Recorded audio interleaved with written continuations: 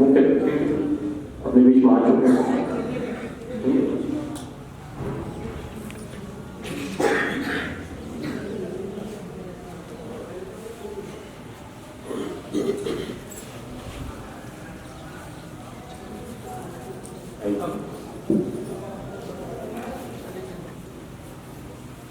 केशव माधव विश्वपति सेवा न्यास द्वारा 3 दिवसीय व्याख्यान माला के अंतिम दिवस आज के मुख्य अतिथि श्रीमान संजय जी माहेश्वरी, श्रीमान धनराज जी एवं न्यास के अध्यक्ष श्रीमान देवेंद्र जी शर्मा से आग्रह करता हूं कि मंच पर अपना स्थान ग्रहण करें। मंचासीन अतिथियों से मैं आग्रह करता हूं कि भारत माता की मूर्ति के समक्ष दीप प्रज्वलित कर और कार्यक्रम का विधिवत शुभारंभ करें। दीदी शिवानी शर्मा दीदी और पूजा करेंगे।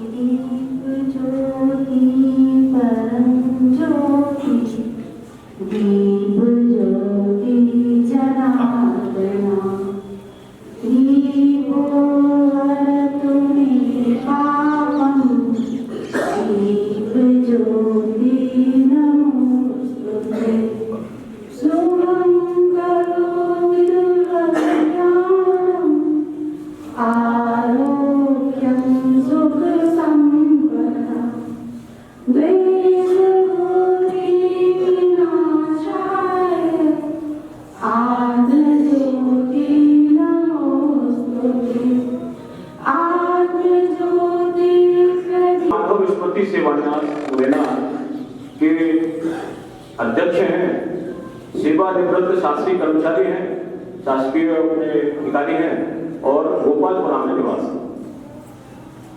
मध्य में अपने नगर के प्रतिष्ठित व्यवसायी, उद्योगपति एवं व्यापार मंडल के संरक्षक श्रीमान संजय जी माहेश्वरी आज हमारे बीच में मुख्य अतिथि के रूप में विराजमान हैं और आज हमें जिनका अनुमोदन प्राप्त होने वाला है श्रीमान धनराज जी, विभाग प्रचारक हैं एवं मुरैना में केंद्र है।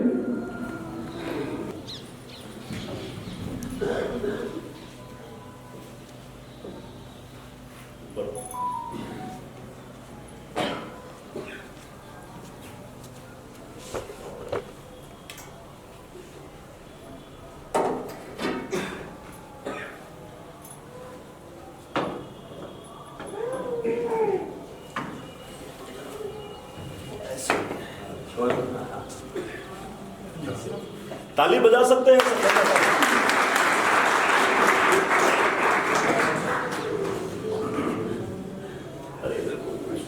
ऐसे बड़ा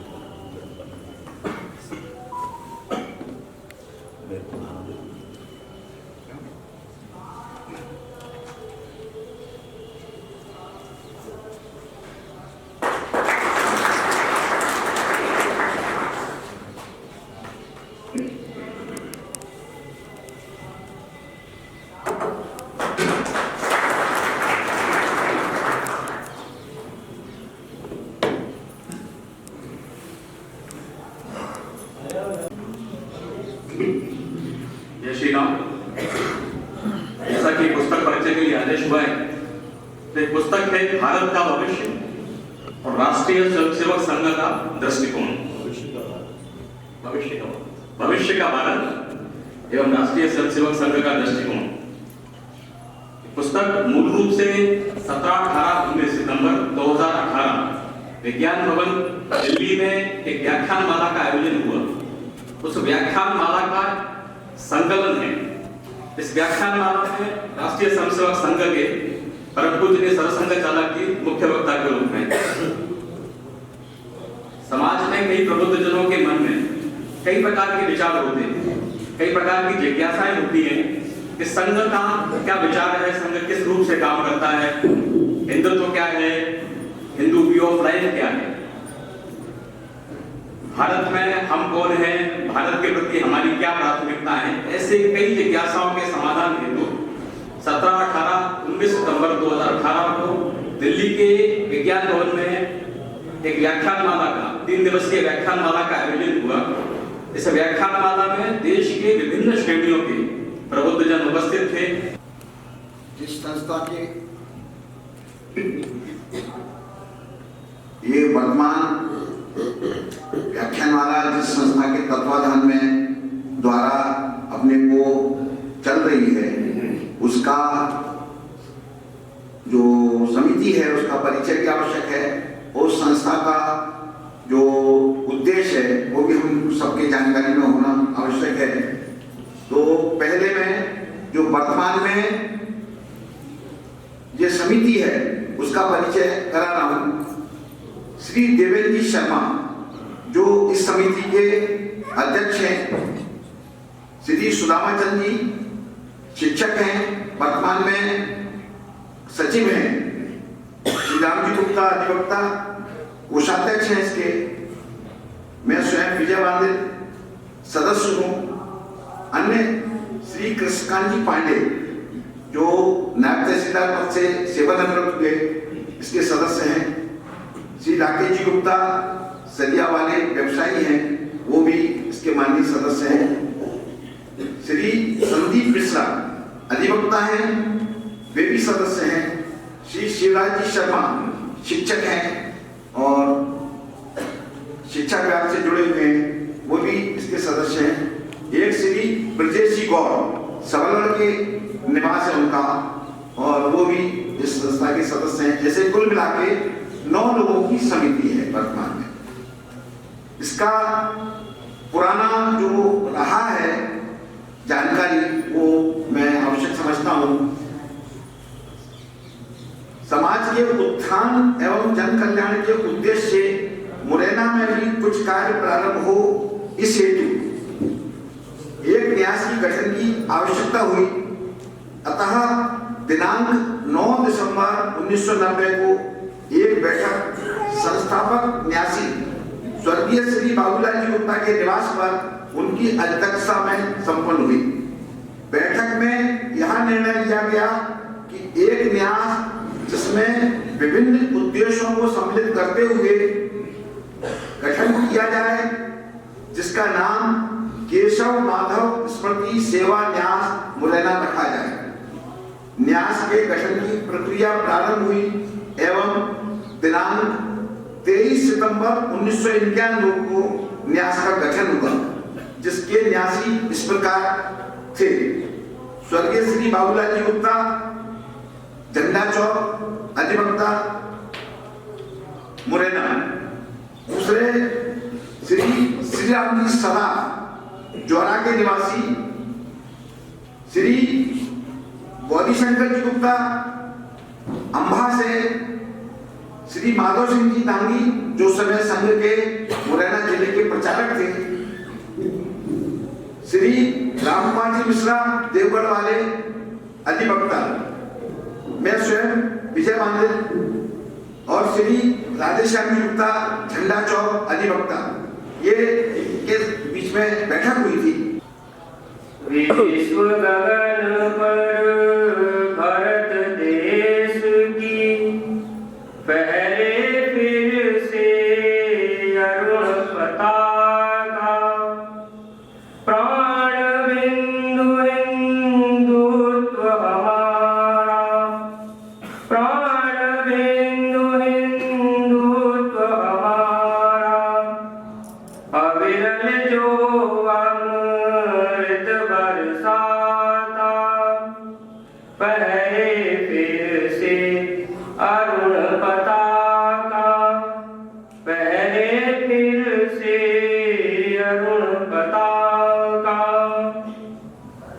पश्चिम दर्शन भोगवाद से त्रस्त खड़ी मानवता सारी, वायु जल का घोर प्रदूषण, विकास रचना करे फिर से अरुण पताका, विश्व गगन पर भारत देश की फहरे फिर से अरुण पताका। प्राण बिंदु हिंदुत्व हमारा, प्राण बिंदु हिंदुत्व हमारा, अविरल जो अमृत बरसाता, फहरे फिर से अरुण पताका, फहरे फिर से अरुण पताका। कार्यक्रम के मुख्य अतिथि श्रीमान संजय जी माहेश्वरी भाई साहब से आग्रह है कि आज के व्याख्यान के संदर्भ में हमें आशीर्वचन के रूप में अपने विचार व्यक्त करें।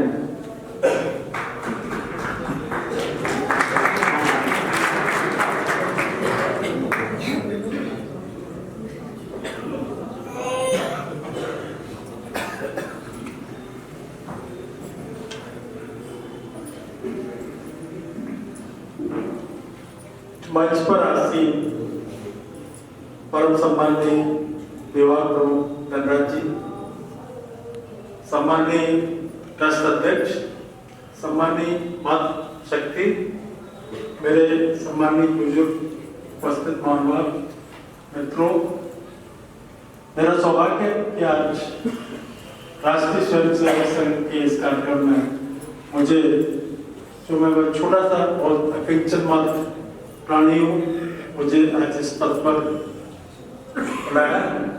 मैं इसके लिए आयोजकों का आभार व्यक्त करता हूँ। सर्वप्रथम तभी मेरे को भाई राम गुप्ता जी ने, मैंने आग्रह भी किया था कि मेरे को कुछ बोलना है क्या, राम भाई बोले नहीं, आपको तो सिर्फ बैठना है, आपको बोलना नहीं है।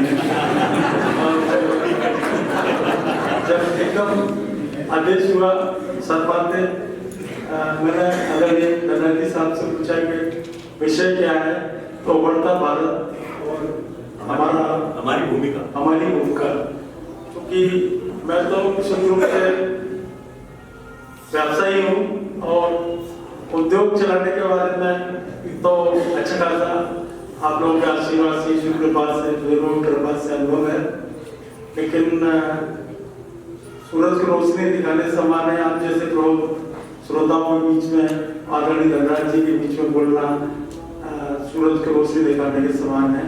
तो मैं इतना ही आग्रह करना चाहूँगा कि उभरते भारत के परिप्रेक्ष में हमारा जो क्या भूमिका होनी चाहिए, तो मैं इतना निवेदन करना चाहूँगा कि समग्र और अखंड राष्ट्र का जो एक कल्पना राष्ट्रीय स्वयंसेवक संघ की है, उसमें कल्पना है उस सबको साकार रूप देने के लिए उभरते भारत की हमारी जो अहम भूमिका है, उस पर हमको निरंतर काम करना है। और ये तभी संभव है जब हम राष्ट्रीय स्वयंसेवक संघ जैसे एक सुदृढ़ संगठन और मंच के माध्यम से इस देश, इस राष्ट्र की प्रगति में अपना अहम योगदान प्रदान करें। आरएसएस के कई अनुसांगिक और कई प्रभार और कई संगठन हैं, उदाहरण के लिए विश्व हिंदू परिषद है, भारत विकास परिषद है, सेवा भारती है, वनवासी कल्याण परिषद है। इन कुछ संगठनों से, कुछ संघों से, कुछ प्लेटफॉर्म से मुझे जोड़ने का सौभाग्य प्राप्त हुआ। तो मैंने पाया कि इस उभरते भारत में हमारी जो भूमिका है, वो संघ और संघ के जो शाखा है और संघ के जो अनुसांगिक संगठन है, उनके माध्यम से हम इस देश को उभरते भारत के लिए अपना योगदान और शक्ति प्रदान कर सकते हैं। मैं इससे ज्यादा आप लोगों का समय नहीं लेना चाहूंगा। बहुत बहुत धन्यवाद। जय हिंद, जय भारत।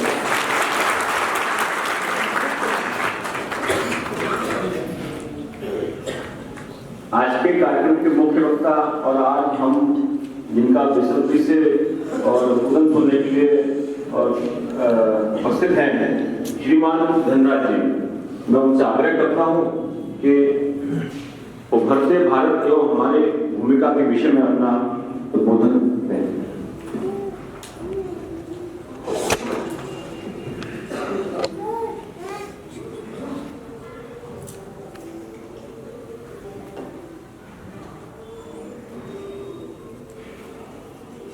जगत जननी भारत माता के चरणों में प्रणाम करते हुए मंच पर विराजमान आज के कार्यक्रम के मुख्य अतिथि परम सम्मानीय संजय जी भाई साहब, न्यास के सम्मानीय अध्यक्ष श्रीमान देवेंद्र जी भाई साहब, उपस्थित श्रेष्ठ ज्येष्ठ राष्ट्रीय विचारों को प्रसारित करने वाले, उन पर चिंतन करने वाले ऐसे सभी नागरिक सज्जन वृंद, शक्ति स्वरूपा मातृशक्ति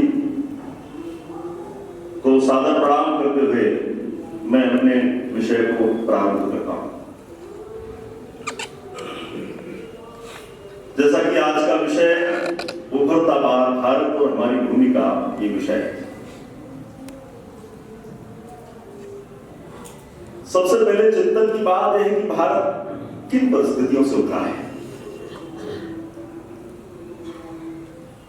ऐसी कौन सी वो परिस्थितियां आई जिनसे भारत उभरना पड़ा। भारत के जीवन मूल्यों को कैसे समाप्त किया जा सकता है, इसका एक भरपूर प्रयत्न किया गया। महात्मा विदुर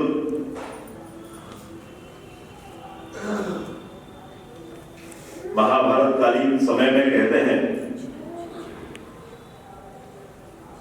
अगर किसी राष्ट्र को समाप्त करना है, अगर किसी शत्रु को समाप्त करना है, तो हथियारों से किसी को समाप्त नहीं किया जा सकता। उसके विचार को दूषित कर दीजिए, वो स्वतः ही समाप्त हो जाएगा।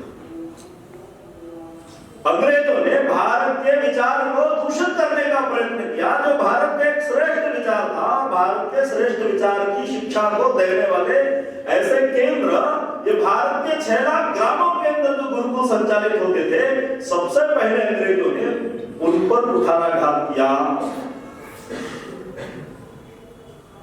एजुकेशन एक्ट जो उन्होंने बनाया, उसमें सबसे पहला जो कानून बनाया, वो पहले जितने भी भारत में चलने वाले गुरुकुल व्यवस्था से गुरुकुल हैं, उनको समाप्त कर दिया गया और अपनी शिक्षा पद्धति लागू कर दी। अंग्रेजों की शिक्षा पद्धति लागू होने के बाद नाम का व्यक्ति भारत के अंदर आया। ब्रिटिश संसद के अंदर प्रस्ताव पारित करते हुए उसने कहा कि मैं लाल काले भारत के कोने कोने तक घुमा, मुझे यहाँ पर कोई भी व्यक्ति दीनहीन, गरीब और भिखारी दिखाई नहीं देता। यहाँ के लोग, यहाँ की संस्कृति इतनी महान है कि हम इन पर राज नहीं कर सकते। अगर इन पर राज करना है तो इनके जो जीवन मूल्य है, इनकी जो शिक्षा पद्धति है, इनके जो उच्च आदर्श हैं, जिनको मान करके इस देश का हर व्यक्ति जीवन जीता है, इसका व्यक्तित्व, इसका जीवन श्रेष्ठ जीवन है, इसको समाप्त करना पड़ेगा। और जब ये करने का प्रयत्न किया गया तो उस समय कहा था कि लोग शकल से तो भारतीय दिखेंगे, लेकिन अकल से अंग्रेज हो जाएंगे। धीरे धीरे करके भारत के अंदर वैसा ही होता चला गया। अंग्रेजों की योजना भारत के अंदर काम करने लगी। अंग्रेज ऐसी जाति थी जिसने संपूर्ण प्रकार से भारत का अध्ययन किया। भारत का आर्थिक, सामाजिक, राजनीतिक, भौगोलिक, धार्मिक, ऐसा सब प्रकार का बहुत बारीकी से अध्ययन किया। अध्ययन के आधार पर उन्होंने सारा काम किया।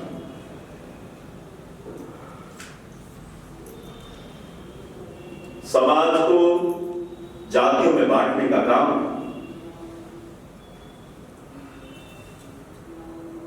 किस प्रकार एक विमर्श खड़ा किया जा सकता है किस प्रकार से दक्षिण और उत्तर का भेद, उस पर एक थ्योरी डाल देना, आर्य बाहर से आए थे, आर्य भारत के लिए। इतनी चतुराई से काम करने वाली वो चतुर जाति गोरी चमड़ी की वो अंग्रेज हुआ करते थे, लेकिन उन्होंने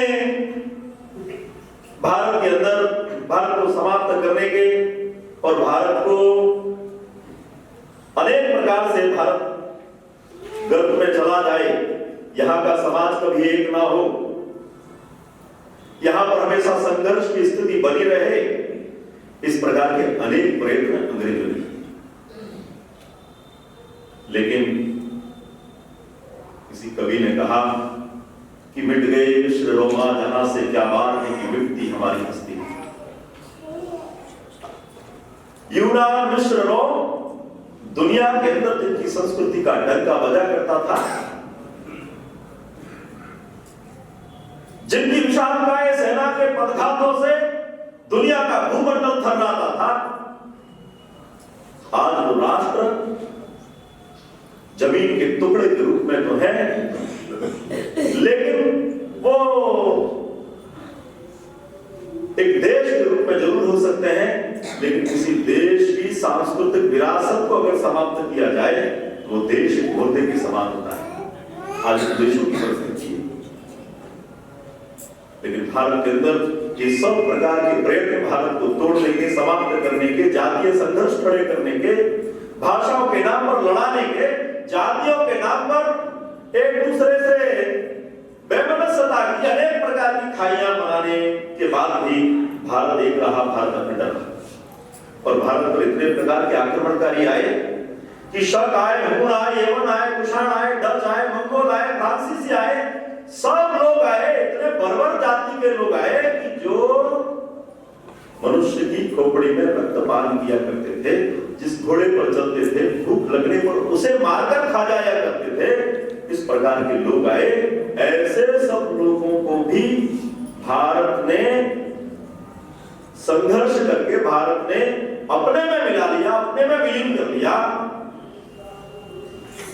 महाराजा विक्रमादित्य उज्जैन के महाराजा हुए, उनको शकारि विक्रमादित्य कहा जाता है। उन्होंने शकों को पराजित किया और वो भारत की एक मूल धारा में हिंदू कुश पर्वत के ऊपर एक यज्ञ का आयोजन किया गया। हिंदू कुश पर्वत यानी तो अफगानिस्तान की पहाड़ियों पर, अफगानिस्तान, और वहां पर एक यज्ञ किया गया। उस यज्ञ में सारे के सारे जितने भी शक आए थे उनको हिंदू बना दिया गया। ऐसे सब प्रकार के लोगों को बचाने का सामर्थ्य भारत में।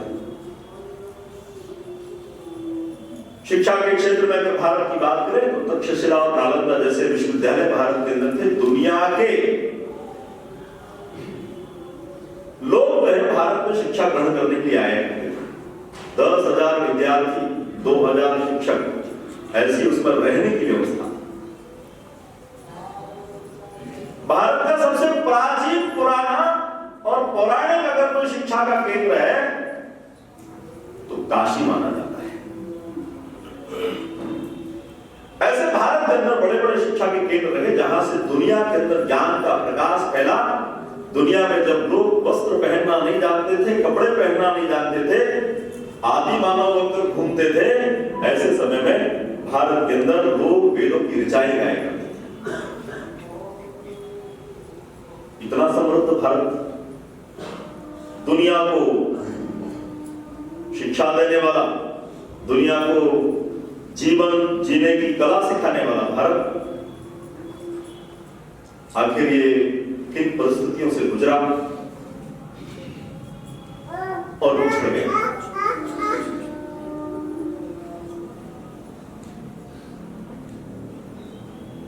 इन सबके पीछे अगर हम विचार करेंगे तो हम कौन थे, क्या हो गए और क्या होंगे अभी, आओ मिलकर विचारें समस्याएं से।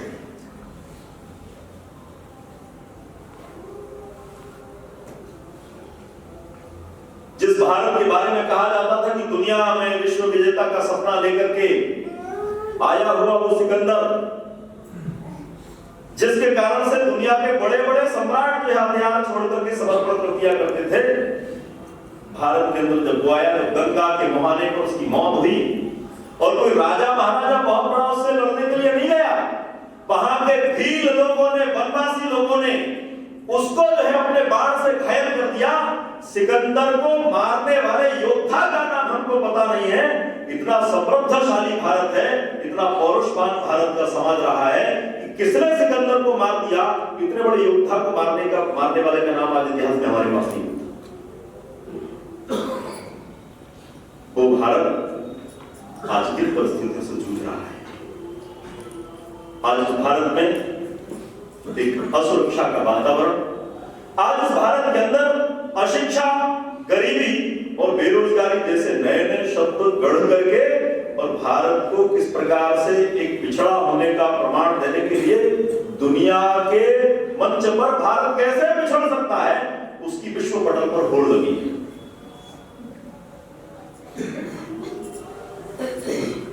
इस देश के अंदर आजादी के बाद एक समय ऐसा आया कि इस देश के प्रधानमंत्री लाल बहादुर शास्त्री ने लोकतंत्र के सबसे मजबूत गढ़ लाल किले की प्राचीर पर खड़े होकर कहा था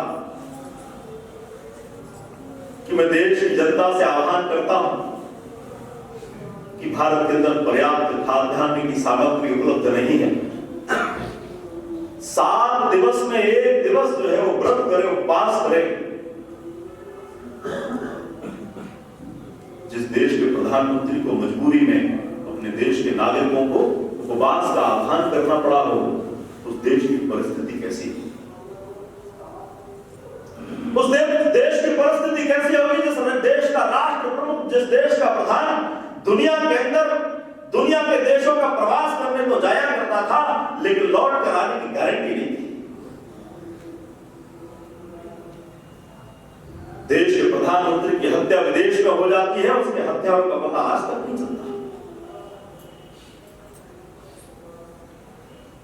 उस देश की क्या स्थिति होगी जिस देश के एक अभिन्न अंग कश्मीर के मुद्दे को विश्व पटल पर उछाला जाता है और वहां पर भारत के ऊपर दबाव बनाने की कोशिश की जाती है। उस देश की क्या स्थिति होगी जब दुनिया के अंदर हथियारों की अंधाधुंध होड़ लगी हुई थी, ऐसे समय में भारत को परमाणु परीक्षण करने की अनुमति नहीं थी। ऐसे दौर से निकला हुआ अपना भारत, इस दौर से उभरा है अपना भारत। इस देश में पता नहीं चलता था कि सड़क पे गड्ढा है कि गड्ढे में सड़क है। सार्वजनिक स्थानों को देख लीजिए तो कचरे के ढेर लगे रहते थे। बस में बैठ जाइए तो पट्टिका लगी रहती थी, लावारिस वस्तु को हाथ ना लगाए, यहां बम हो सकता है, तुरंत पुलिस को सूचित करें। देश के मंदिर से लेकर, स्कूल से लेकर, ट्रेन से लेकर, बड़े बड़े ताज जैसे होटल भी जहां पर बम ब्लास्ट नहीं हुआ हो, ऐसा कोई भी स्थान देश के अंदर सुरक्षित नहीं था। ऐसे असुरक्षा के वातावरण से इस देश का नागरिक अपने राष्ट्र को उभार कर आया है। जब जब किसी राष्ट्र में निराशा का एक वातावरण बनता है, ऐसे निराशा के वातावरण में बड़े बड़े वीर ज्ञानी लोग भी अपना धैर्य खो देते हैं। सन 1600 के अंदर छत्रपति शिवाजी महाराज के पूर्व जब एक चिंतन आया कि देश में हिंदू समाज की स्थिति क्या है, क्या दोबारा हिंदुत्व का भाग्योदय होगा या नहीं होगा, इस पर चिंतन चला तो समर्थ गुरु रामदास ने अपने ग्रंथ दास बोध में लिखा कि भारत के अंदर दूर दूर तक हिंदुत्व की उदय की कोई किरण दिखाई नहीं देती। लेकिन उसी दास बोध में 25-30 सालों के बाद एक और चीज, एक और जो है घटना का उल्लेख समर्थ गुरु रामदास करते हैं और वो कहते हैं छत्रपति शिवाजी महाराज के रूप में इस देश का भाग उदय होता हुआ दिखाई दे रहा है। इस देश में वैसी वातावरण किसी को नहीं लगता था कि देश उभर कर आएगा कि नहीं आएगा, ऐसा कहने की स्थिति में कोई था नहीं, लेकिन मन के अंदर एक चीज थी, कभी सांप्रदायिक लक्ष्य हिंसा का बिल पारित होना है, कभी राम सेतु को टूटने का आदेश मिल जाना है, कभी अमरनाथ श्राइन बोर्ड की जमीन को वापस ले जाने का एक फरमान जारी हो जाना है। ऐसे तमाम प्रकार की घटनाएं इस राष्ट्र ने देखी और इन सब बातों को लेकर के इस देश का जनमानस अपने मन में इसका चिंतन करता रहा, इसके बारे में सोचता रहा, विचार करता रहा, जिसे कहते हैं कि देशात्मबोध अगर इसका जागरण हो जाए, आत्मबोध तो सबको होता है, लेकिन देशात्मबोध होना बड़ी बात है। जब इस देश के नागरिकों के अंदर देशात्मबोध का जागरण हुआ तो देश के अंदर एक परिवर्तन हुआ और वो परिवर्तन हम सबके साथ है। यहां पर बहुत पुरानी उम्र के लोग बैठे हुए, आज से 10 साल 15 साल पहले भारत की स्थिति को कैसी थी वो हम जानते हैं, लेकिन आज से 30 साल 35 साल 40 साल पहले भारत की स्थिति 40 साल 50 साल पहले कैसी थी, इन लोगों को मालूम। और इसलिए आज जो वर्तमान की पीढ़ी है उसने संघर्षों को देखा नहीं, उसने भारत के उस दौर को नहीं देखा, वो ऐसे सामाजिक जीवन में उसका जन्म नहीं हुआ, ऐसे समय में उसका जन्म नहीं हुआ जिस समय 100 वाट का जो है बल्ब होता था, उसमें अगरबत्ती की तरह लाइट जलती थी, चिमनी में और लालटेन में पड़ करके जिनके मुंह काले हो जाए करते थे, ऐसे लोग हमारे गोल्ड मेडलिस्ट हुए हैं। और आज का युवा जो है वो कैसे समीक्षा करता है, तो सरकारों की समीक्षा करना, ये देशात्मबोध को भूल करके ये आज के समय का एक दौर, आज के समय में एक मानसिकता बन गई। अस्पताल में जाया करते थे, जितने लोग पलंग के ऊपर होते थे उतने लोग पलंग के नीचे होते थे। ये दृश्य भारत के अंदर था, लेकिन भारत के लिए जो महत्वपूर्ण बातें थी, जिनमें सुधार करने की एक अपेक्षा थी, पहला है सुरक्षित भारत। तो भारत की सुरक्षा को लेकर के बहुत बड़ा चिंता का विषय है। किसी भी देश की सरकार की नैतिक जिम्मेदारी होती है कि जितना सुरक्षित उस देश का प्रधान है, उतना सुरक्षित उस देश का नागरिक है कि नहीं। इस देश के अंदर 8 जनवरी 2013 के अंदर एक घटना होती है, पाकिस्तान के बॉर्डर के पास पुंछ में एक घटना होती है और वहां पर एक सैनिक का सिर काट लिया जाता है और उसकी खोपड़ी से पाकिस्तान के सैनिक की फुटबॉल खेलते हुए नजर आ रहे हैं। उस दिन यह पूरा विषय 7-8 दिन तक लगातार सभी न्यूज चैनल्स उसको दिखा रहे थे और भारत के नेतृत्व को पूछ रहे थे, समीक्षा कर रहे थे, अलग अलग लोग इस पर अपनी राय दे रहे थे।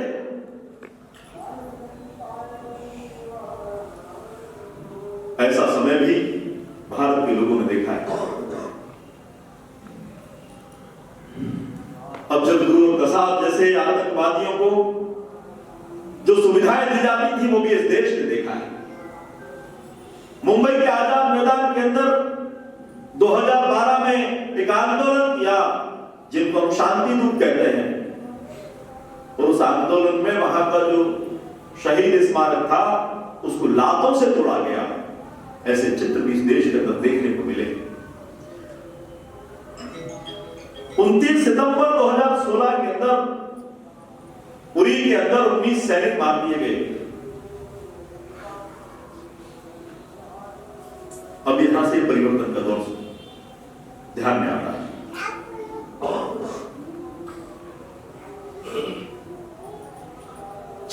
फरवरी 2019 में सर्जिकल एयर स्ट्राइक हुई, उरी के हमले के बाद भी जो सर्जिकल स्ट्राइक हुई, तो उसके कारण से फिर दुनिया का ध्यान ये भारत के ऊपर गया कि भारत अब कमजोर नहीं है, भारत अब जो है ये नया भारत है, ये भारत अब मार खाने वालों में से नहीं है, भारत घर में घुसकर मारने वाला है। सर्जिकल एयर स्ट्राइक तो अपने ही 40 किलोमीटर दूर ग्वालियर की धरती से विमानों ने उड़ान भरी और ध्वस्त करके आगे आतंकवादियों के सब ठिकाने भारत रक्षा के क्षेत्र में आत्मनिर्भर होने के लिए खड़ा हो गया है। देश की सुरक्षा के लिए महत्वपूर्ण कदम उठाने का एक चर्चा बड़े लंबे समय से चलती रहती है, और अगर किसी को पूछो कि राष्ट्र की सुरक्षा कैसे होना चाहिए तो सब लोग इजराइल का एक मॉडल सामने रखते हैं कि राष्ट्र की सुरक्षा होना चाहिए तो इजराइल के जैसे होना चाहिए, क्योंकि इजराइल के अंदर हर व्यक्ति को सैनिक शिक्षा अनिवार्य है। राष्ट्र पर संकट आने के बाद वहां के लोग अपने काम छोड़कर हथियार लेकर घर की छत पर उठे। 24 घंटे के अंदर 1000 की सेना जहां पर बनकर तैयार हो जाती है, तो क्या किया जाए? एक नई योजना ये सेना ने लॉन्च की, वो है अग्निवीर योजना। और अग्निवीर योजना जो है वो कोई नौकरी नहीं है। यही देशात्मबोध की कमी है। सेना को भी अगर हम नौकरी का जरिया मान लेंगे तो राष्ट्र की सुरक्षा में बहुत बड़ी चूक हो सकती है। ये सेना नौकरी नहीं है, सेना रोजगार का कोई साधन भी नहीं है। सेना तो राष्ट्र की सुरक्षा के लिए, राष्ट्र की उन्नति के लिए, अपना राष्ट्र अजेय राष्ट्र बने, इसकी तरफ कोई टेढ़ी दृष्टि करके ना देख पाए, ऐसा सामर्थ्य भारत की सेना का होना चाहिए। इसलिए युवा आना चाहिए। भारत युवाओं का देश है, और युवा आना चाहिए तो एक 18-19 वर्ष का युवा जब आएगा, एक 24-25 साल तक पूरे जोश के साथ लड़ेगा। ये 19 साल से लेकर के 25 साल तक युवा बुरी आदतों में जाता है। आप लोग शोध कर लीजिए, रिसर्च कर लीजिए। 19 साल से लेकर 25 साल का युवा जब खांसता है तो पूरी हड्डियां उसकी दिखने लगती हैं, भागता है तो हाँफने लगता है। बुरी आदतें छूटेंगी, अनुशासन प्रिय जीवन होगा, जीवन के अंदर राष्ट्र भक्ति का भाव आएगा। 19 साल से लेकर 25 साल तक राष्ट्र की सेवा करेगा, वापस आएगा तो राष्ट्र भक्त नागरिक के नाते अपने शहर के अंदर वापस आएगा।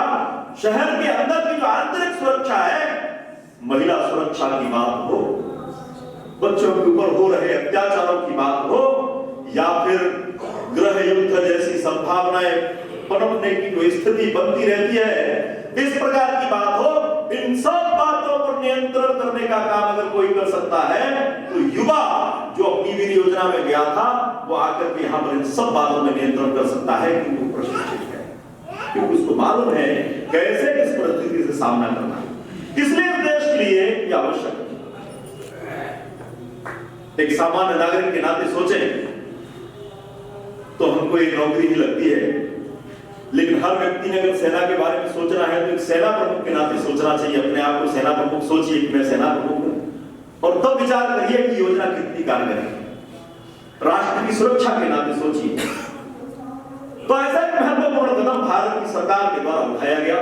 ये हम सबके लिए एक बहुत ही, इसका हम सबको इस योजना का अभिनंदन करना चाहिए।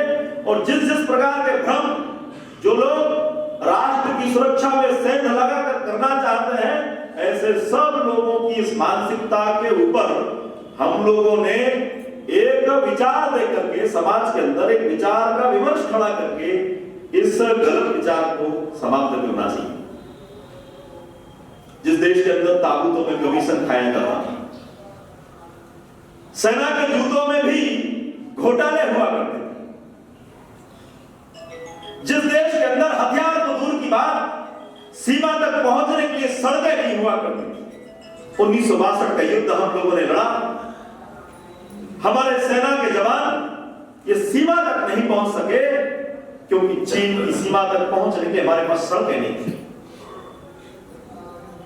जब सेना देश की सीमा पर लड़ रही थी तब इस देश के अंदर कम्युनिस्टों ने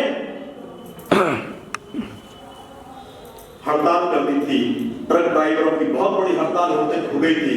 रसद पानी जाना बंद हो गया था, हथियार सप्लाई होने बंद हो गए थे। इस प्रकार के वो लोग कौन हैं जो राष्ट्र भक्ति के नाम पर, बुद्धिजीवी के नाम पर ढोंग रचने के लिए पर्दे पर आते हैं और राष्ट्र की विषम परिस्थितियों में गायब हो जाते हैं। इस प्रकार के लोगों को पहचानने की आवश्यकता है।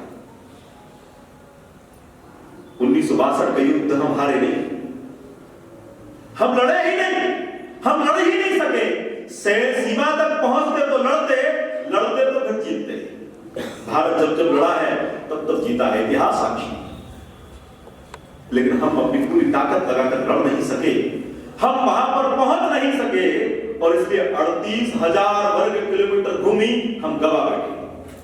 38,000 वर्ग किलोमीटर भूमि भारत की चली गई, लेकिन उस समय का जो नेतृत्व था उसकी मानसिकता देखिए।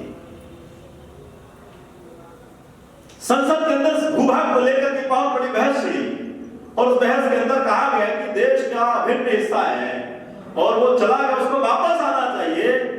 इस देश के तात्कालिक प्रधानमंत्री कहते हैं अरे वो तो भूमि का एक टुकड़ा था, वहां तो घास का एक तिनका भी नहीं उगता था, वो बंजर भूमि थी, वो चली गई तो चली गई, उसको लेकर क्या करेंगे।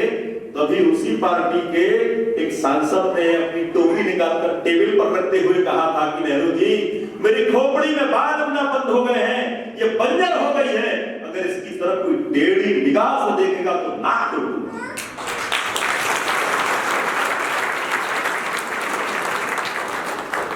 इस प्रकार के लोगों की मानसिकता से अपना भारत बाहर है।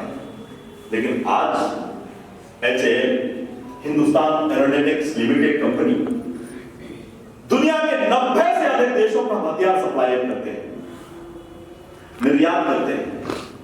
हम कभी सोच सकते थे कि हम हथियार निर्यातक देश बनेंगे?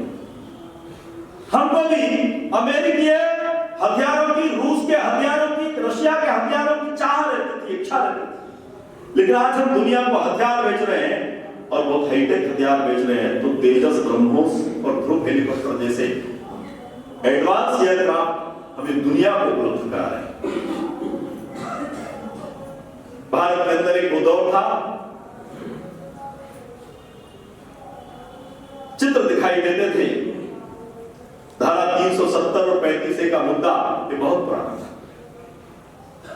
और ऐसे दौर में हमारे भिंड और मुरैना के जो नौजवान थे, ऐसे नौजवान सर्वाधिक सेना में हैं।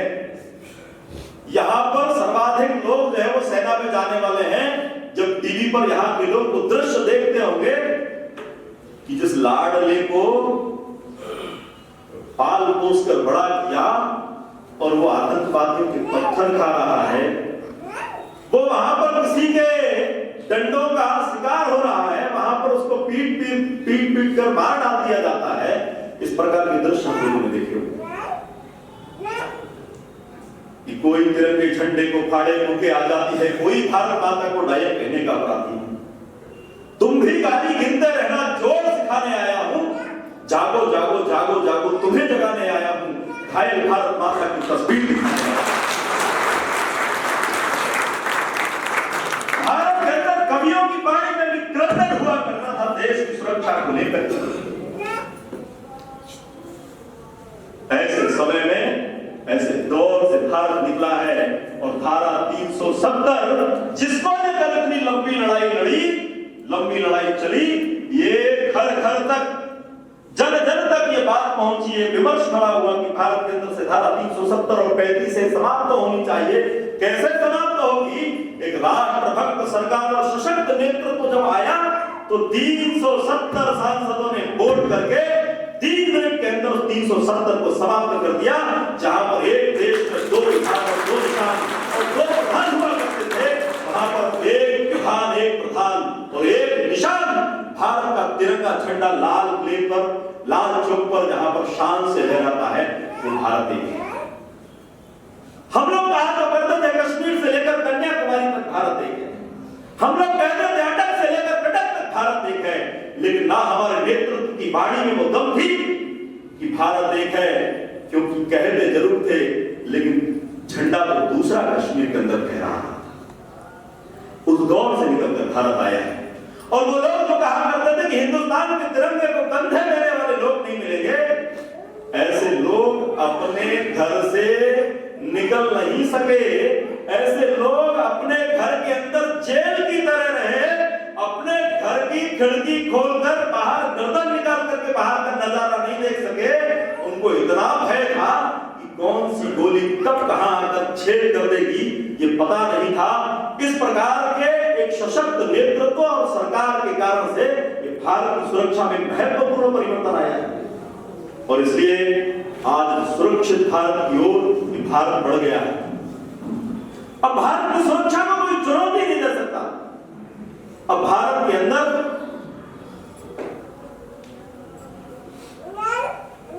कोई हंगामा खड़ा नहीं कर सकता। भारत दुनिया का सबसे बड़ा लोकतांत्रिक राष्ट्र है। भारत विकसित होना चाहिए, तो विकसित कैसा होना चाहिए? विकास के क्या पैमाने होंगे?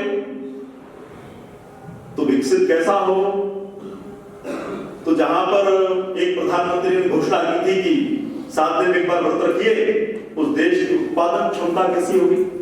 तो आज भारत में 10 करोड़ 70 लाख मीट्रिक टन गेहूं का उत्पादन होता है। और आज भारत दुनिया को 70 लाख मीट्रिक टन गेहूं निर्यात करने वाला राष्ट्र बन गया है।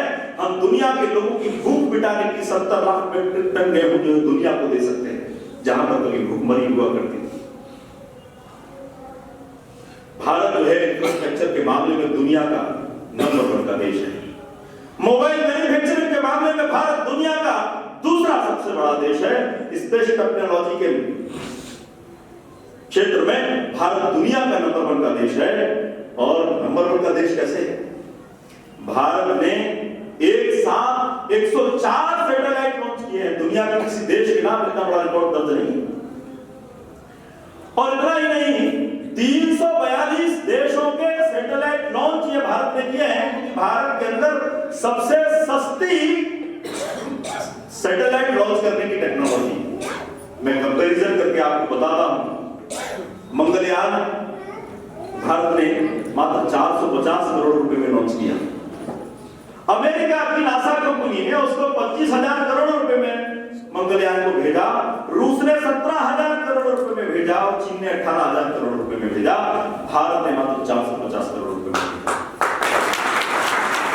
चंद्रयान की अगर बात करते हैं तो अमेरिका ने 25,000 करोड़ रुपए में चंद्रयान को पूरा किया, चीन ने 14,000 और रूस ने 18,000 करोड़ रुपए में पूरा किया।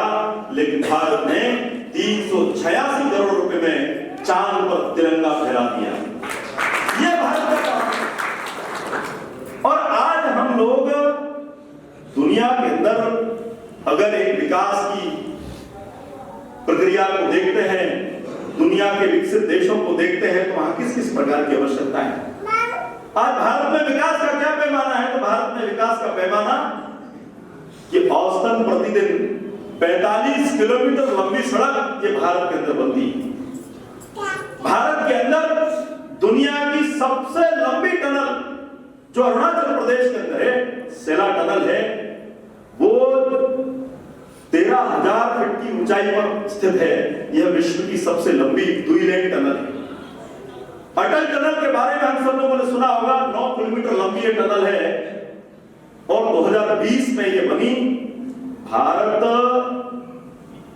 इतने हाईटेक सड़क और टनल ये बना रहा है कि लड़ाकू विमान हो या फिर वो सेना के टैंक हो, जितने भी सुरक्षा संबंधी उपकरण है उन सबको वहां पर उतारा जा सकता है आसानी से। इतना हाईटेक टनल और सड़क ये भारत बना रहा है। भारत का सबसे लंबा जो सेतु है वो मुंबई के अंदर समुद्र तट पर है। लगभग उसकी 21.8 किलोमीटर उसकी लंबाई है।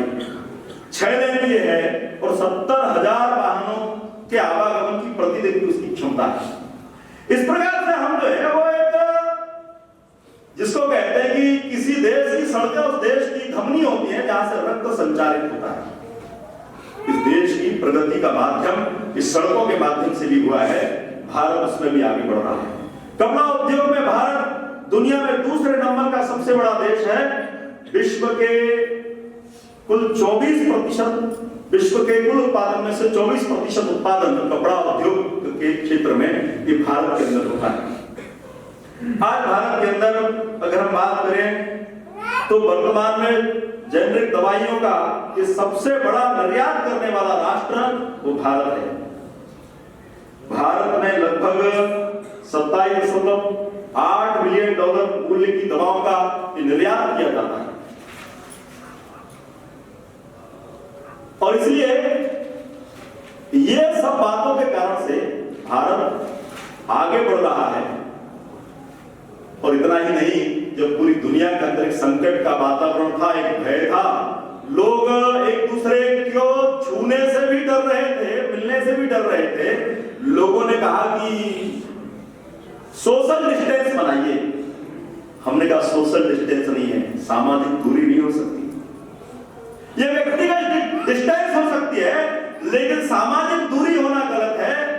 इसलिए हमने उसको सोशल डिस्टेंस नहीं माना, हमने स्वस्थ रहने के लिए कुछ नियमों का पालन किया, एक मर्यादित दूरी एक दूसरे से अपनाने का प्रयत्न जरूर किया, लेकिन दुनिया के कल्याण के बारे में उस समय भी भारत ने काम किया जिस समय लोग सोशल होना बंद हो गए थे। दुनिया ने भारत के 200 से भारत ने दुनिया के 200 से अधिक देशों को और दवाइयों का, वैक्सीन का ये जो है वो निर्यात 200 से अधिक देशों को दवाइयों का निर्यात किया और सबसे सस्ती दरों पर हमने दवाइयां दुनिया को उपलब्ध कराई। दुनिया में जहां पर कई राष्ट्र ऐसे थे जिन्होंने 3-3 वैक्सीन के डोज अपने देश के नागरिकों के हिसाब से स्टोर करके रख लिए थे, वहीं पर भारत ने अपने नागरिकों को एक डोज लगाने के बाद दुनिया के अंदर जहां पर भी जिस राष्ट्र को आवश्यकता थी वैक्सीन की, वहां पर हम लोगों ने और वैक्सीन का निर्यात किया। यानी विश्व गुरु को ऐसे ही नहीं बन जाता है। ये विश्व गुरु विश्व का कल्याण है, केवल नारे में बात नहीं होती है, ये भारत की नीति में भी है। जो भारत की नीति है वही भारत का नारा है। इसलिए भारत की नीति हो या भारत का नारा हो या भारत का नेतृत्व हो, ये सब एक ही दिशा में सोचने का काम करता है। और इसलिए आज अगर बात करते हैं तो हवाई जहाज में आजकल थोड़ा ज्यादा चलन है, लोग थोड़ा कम समय भी लगता है तो जाना चाहिए। जगह जगह पर एयरपोर्ट बन रहे हैं। हवाई अड्डों की बात करते हैं तो देश के अंदर उस समय 74 हवाई अड्डे थे, आज वो बढ़कर 157 हो गए। कितने लोग उसमें यात्रा करते हैं? तो ब्रिटेन की आबादी जितनी है उतने लोग तो हमारे हवा में चलते हैं। इतने लोग हमारे यहां पर यात्रा करने वाले हवाई जहाज में। और इसलिए रोजगार सृजन भी इस देश के अंदर होना चाहिए। तो रोजगार सृजन के क्षेत्र में एक नया कॉन्सेप्ट आया, स्टार्टअप आया और उसमें युवाओं ने बढ़ चढ़कर भाग लिया। 1,17,254 स्टार्टअप्स के माध्यम से 12,42,000 लोगों को प्रत्यक्ष नौकरी मिली है। कि रोजगार के क्षेत्र में इतनी नौकरियों का सृजन। भारत गौरवशाली भारत है। तो गौरवशाली कैसे बनना चाहिए भारत? तो 21 जून 2015 के अंदर एक बहुत बड़ी ऐतिहासिक घोषणा हुई और वो घोषणा क्या थी वो हम सबको रोमांचित करेंगे। जब ये घोषणा हुई तो कुछ लोगों ने कहा कि अरे पूरी दुनिया के ऊपर दुनिया ने इसको स्वीकार कर लिया, लेकिन भारत ने लोगों ने इस पर बड़ी आपत्ति जताई। उन्होंने कहा कि धर्मनिरपेक्षता की बात करने वाला कैसे हिंदुत्व कर सकते हैं? तो पूरी दुनिया ने स्वीकार किया कि विश्व अंतरराष्ट्रीय योग दिवस के रूप में 21 जून को मनाया जाए। ये पूरी दुनिया ने स्वीकार किया। ये भारत के विश्व गुरु बनने का ये पहला चरण था, ये पहला लक्षण था। भारत के नेतृत्व को स्वीकार करने के दुनिया ने 2015 में भारत के नेतृत्व को स्वीकार कर लिया।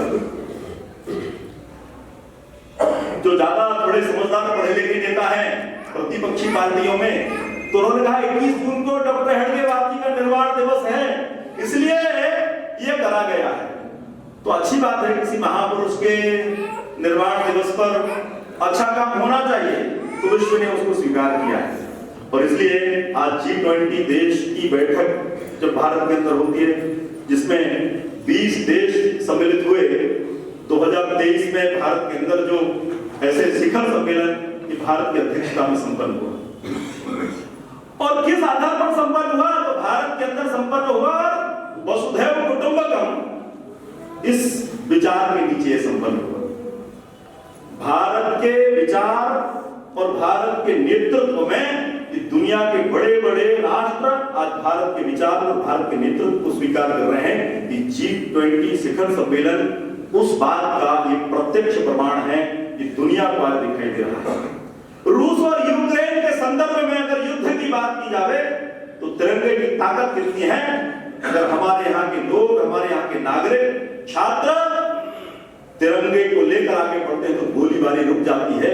इतनी ताकत भारत की साख तो बड़ी है, दुनिया के अंदर भारत की साख तो बड़ी है, भारत के अंदर तिरंगे की ताकत बड़ी है। और पाकिस्तान के विद्यार्थी, दुनिया के अनेक राष्ट्रों के विद्यार्थी भारत का तिरंगा लेकर बाहर निकले। और जब ये प्रश्न एक बार मोदी जी से पूछा गया, एक ऐसा कॉन्फ्रेंस चल रही थी, उसमें जब पूछा गया तो उन्होंने कहा भारत के लोग ही नहीं, तिरंगे ने भारत के लोगों को सुरक्षित नहीं किया, ये पाकिस्तान और अन्य राष्ट्रों के विद्यार्थी भी तिरंगे लेकर के वहां से निकल पाए, तो भारत ने उनकी भी रक्षा की। और इसलिए आज जिस राम मंदिर की लड़ाई को लेकर के कई वर्षों से एक संघर्ष चल रहा है, 1528 से लेकर आज तक इस देश का समाज अपने राम के लौटने का की प्रतीक्षा कर रहा है। 1 लाख लोगों के उस पवित्र बलिदान ने राम को लौटाया है। राम का लौट कर आना ये भारत के स्व का लौट कर आना है। इसलिए 22 जनवरी 2024 के अंदर एक सुखद समय, एक सुखद अनुभूति का एक क्षण हमने भी देखा है, हमने भी जिया है। और वो क्षण था राम मंदिर के भव्य लोकार्पण का समय था, जिसमें संपूर्ण हिंदू समाज की आंखें नम थी। सबके चेहरों पर प्रसन्नता का भाव था। जैसे ही राम मंदिर बना, जैसे ही राम लौट कर आए, वैसे ही भारत जो है वो दुनिया की 5वीं सबसे बड़ी अर्थव्यवस्था बनकर के खड़ा हो गया। और भारत दुनिया की 3री सबसे बड़ी अर्थव्यवस्था बनने के लिए तैयार हो गया है। आज अगर जल सेना के बारे में बात की जाए तो जल सेना पर पहले जो ध्वज था वो अंग्रेजों का दिया हुआ ध्वज था और क्रॉस उसके अंदर था। लेकिन आज जो है वो छत्रपति शिवाजी महाराज की राज मुद्रा वहां पर लगाई गई है और उसका बोध बाग शन्नो वरुणा ऐसा लिखा गया है। यह नए भारत और शक्तिशाली भारत और विश्व गुरु भारत के लोकार्पण का ध्वज है। आज अगर बात की जाए तो स्वबोध की स्थिति बनना चाहिए। इसलिए दिल्ली के राजपथ पर जॉर्ज पंचम की मूर्ति कभी लगी हुआ करती थी। आज ऐसी सब प्रकार की मूर्तियों को हटाकर जितने भी गुलामी के प्रतीक चिन्ह थे उनके स्थान पर उस राजपथ पर, जिसको पहले राजपथ कहा जाता था, उसका नाम भी बदलकर कर्तव्य पथ रख दिया है और वहां पर नेताजी सुभाष चंद्र बोस उनको स्थापित किया गया, उनको खड़ा किया गया। नेताजी सुभाष चंद्र बोस ही एक ऐसे व्यक्ति थे जिन्होंने भारत के अंदर सबसे पहली सरकार बनाई। वो केवल आजाद हिंद फौज के रूप में इतिहास में हमको पढ़ाया गया होगा, लेकिन आजाद हिंद फौज नहीं थी। स्वतंत्र भारत के अंदर सबसे पहली सरकार अगर किसी की थी तो नेताजी सुभाष चंद्र बोस की सरकार थी। इसलिए नेताजी सुभाष चंद्र बोस की जो आजाद हिंद सरकार थी वो आजाद हिंद फौज नहीं थी। और इसलिए अनेक राष्ट्रों की सहमति भी उस पर थी, अनेक राष्ट्रों की सहमति के आधार पर वो सरकार बनी थी। दिल्ली के अंदर एक मार्ग था जिसका नाम औरंगजेब मार्ग था। हम सब जानते हैं, बड़े विवादों में रहा, बहुत डिबेट में आया, कई बुद्धिजीवियों ने उस पर विचार विमर्श और डिबेट की। लेकिन औरंगजेब कौन था? बहुत प्यारा था। कौन होना चाहिए?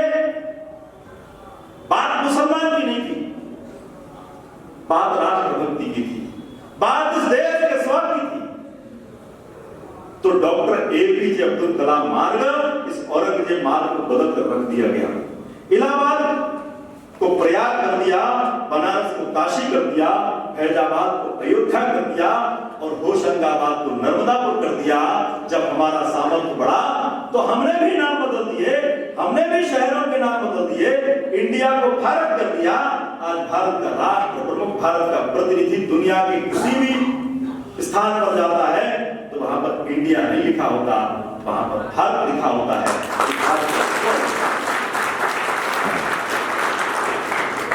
और इस प्रकार से हम जो है वो एक लगातार बढ़ते गए। भारत आज संवेदनशील भारत, दुनिया के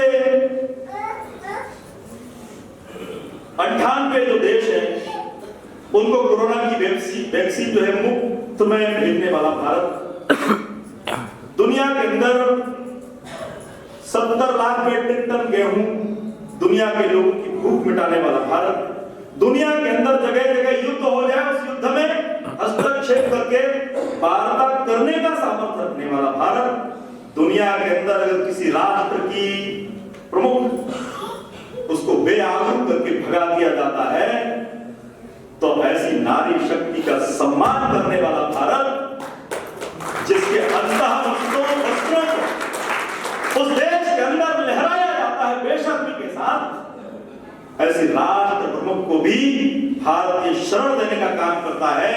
जो मुसलमानों का ढोल पीटते रहते हैं, किसी भी इस्लामिक राष्ट्र के अंदर इतनी ताकत नहीं थी कि एक इस्लामिक महिला शेख हसीना जो बांग्लादेश की प्रधानमंत्री थी उसको शरण दे दे, उसको शरणागत की रक्षा करने का सामर्थ्य अगर किसी के अंदर है। महाराज शिवी की परंपरा का देश आज भी अपने कर्तव्य का निर्वहन कर रहा है, आज भी भारत से शरणागत की रक्षा करने में सक्षम, आज भी भारत ने शरणागत की रक्षा की है।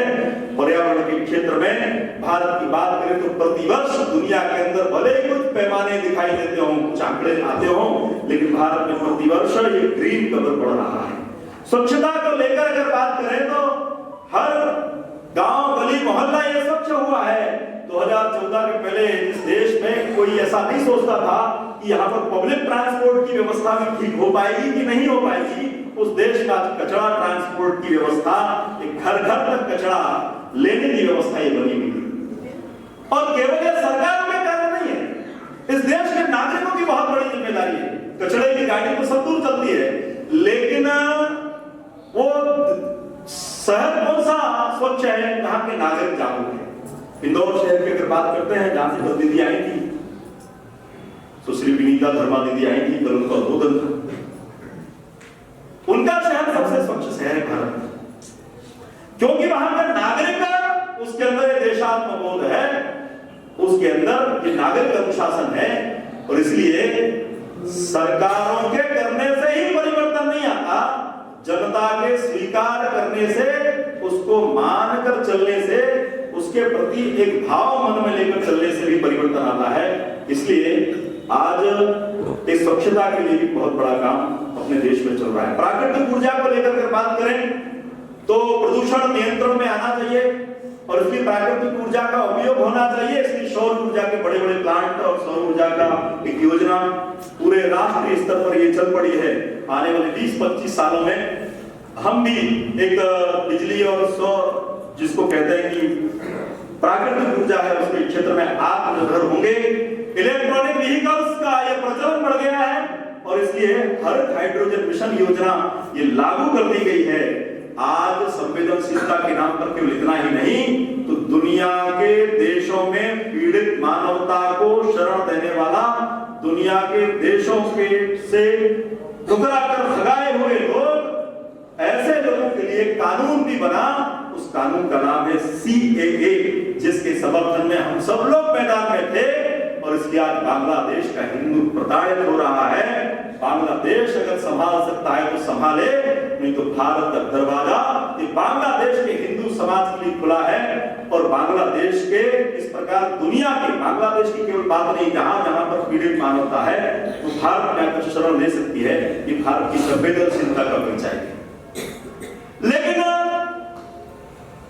केवल पलायन कर जाना समस्या का हल नहीं है। संघर्ष करना, अपने आप को स्थिर बनाना, यह भी समस्या का हल है। उसमें भी भारत इस दुनिया के देश में जहां जहां पर पीड़ित मानवता है उसके साथ खड़ा हुआ दिखाई देता है। विश्व के अंदर एक आतंकवाद के खिलाफ भारत ने मुहिम छेड़ दी है। आतंकवादियों के ठिकानों को ध्वस्त करने का काम ये भारत का है और इसके आज संपूर्ण बड़े बड़े जितने राष्ट्र हैं वो सब भारत की सेना के साथ युद्धाभ्यास करने के लिए आते हैं और आज हम आतंकवाद के खिलाफ एक मुखर होकर खड़े हैं। और ये सब हो सका तो किस कारण से हो सका? क्योंकि हमारे राष्ट्र के अंदर ये स्थिर सरकार के कारण हुआ और सशक्त नेतृत्व के कारण हुआ। लेकिन आज की जो सबसे बड़ी आवश्यकता है वो आवश्यकता ये है कि अपने देश के नागरिकों के अंदर ये देशात्म बोध का जागरण होना चाहिए। कई करोड़ लोग दुनिया के कई राष्ट्र इतनी आबादी में खड़े हो जाएं, कई करोड़ लोग भारत के अंदर वोट डालने नहीं जाते, लेकिन हर व्यक्ति इस सरकार की समीक्षा करने में माहिर है। और इसलिए नागरिक कर्तव्य यह भी देशात्म बोध है कि जब नागरिक कर्तव्य की बारी आएगी तो हम कहां होंगे? क्या बिजली बचाना देशात्म बोध नहीं है? जल बचाना देशात्म बोध नहीं है? सड़क के नियमों का पालन करना राष्ट्रभक्ति नहीं है? स्वच्छता बनाए रखना राष्ट्रभक्ति नहीं है? ये छोटी छोटी बातें राष्ट्रभक्ति का परिचायक हैं। केवल राष्ट्रभक्ति वही नहीं है कि 26 जनवरी 15 अगस्त पर भारत माता की जय ऐसा बोल देना केवल राष्ट्रभक्ति ने, ऐसा बोलने से काम चलेगा। आज देश के लिए मरने वालों की आवश्यकता नहीं है। आज देश के लिए मरने के लिए कोई आह्वान नहीं करता। कोई भी नेता नेतृत्व खड़ा होकर ये नहीं कहता कि आप देश के लिए मरने की जरूरत है, बलिदान दे दीजिए, ऐसा कोई नहीं बोलता। लेकिन आज मैं कहता हूं कि इस देश के लिए मरने वालों की आवश्यकता नहीं है, लेकिन इस देश के लिए जीने वालों की जरूरत है। देश के लिए जीना, आज हमको देश के लिए जीना सीखना है, देश के लिए जीना है। पंडित दीनदयाल उपाध्याय जी ने कहा है कि देश के लिए मरने वाले लोग श्रेष्ठ हैं, पर उनसे भी श्रेष्ठ हैं समाज के लिए जीने वाले। वास्तव में जो धर्म और समाज के लिए जीता है वह धर्म और समाज के लिए मरता भी है, तो जीने वाला ही मर सकता है। इसलिए जीने का संकल्प लें देश के लिए जीना सीखें, ऐसा भी हम सब लोगों को करना है। लेकिन ये हिंदू समाज है, इसको भूलने की आदत है। संकट जब आता है तो तड़पड़ा कर खड़ा हो जाता है। संकट के समय में भी अगर कोई स्वार्थ की चीज मिल जाती है तो उसमें भी भूल जाता है। एक जंगल के अंदर एक व्यक्ति घूमते घूमते कहीं जा रहा था और अचानक उसका पैर फिसला और कुएं के अंदर गिर गया। पुराना कुआं था, जीर्ण शीर्ण कुआं था, उसके अंदर एक पेड़ उग रहा था। उस पेड़ की डाल पर वो जैसे जैसे संभला और पेड़ की डाल को पकड़ लिया। पेड़ की डाल को पकड़ा, ऊपर देखा तो शेर खड़ा हुआ था, नीचे देखा तो बड़े बड़े सांप लौट रहे थे, भुजंग में खड़े हुए थे नीचे उसको डसने के। और जिस डाल पर वो लटका हुआ था उस पर वो डाल को, लकड़ी को काटने वाला अपनी चोंच से वो पक्षी बैठा हुआ था और टक टक करके उस डाल को काट रहा था। अब इसकी बड़ा संकट, नीचे देखा तो मौत इंतजार कर रही थी, ऊपर भी मौत थी। और जितनी देर में ये पक्षी डाल को काट देगा केवल जिंदगी उतनी देर है। इतने में कुछ सोच पाता, एक बूंद आकर उसके होंठ पर गिरती है। उस बूंद का स्वाद चखने के लिए अपनी जीभ को होंठ पर घुमाता है, एक मिठास का अनुभव होता है। उस मिठास के आनंद में डूब जाता है। उस मिठास को फिर से प्राप्त करने के लिए सोचने लगता है, विचार करने लगता है, नीचे भुजंगों के संकट को भूल जाता है, ऊपर खड़े शेर के डर को भी भूल जाता है, जिस डाल पर लटका हुआ है उस डाल पर काट रहे पक्षी को भी भूल जाता है। ये हिंदू समाज स्वार्थ की बूंद टपकने पर केवल उसका स्वाद लेने के लिए, लेकिन समाज ने इस संकट को भली भांति पहचानना है। ऐसे समय में भी अपना विवेक मरने नहीं देना है।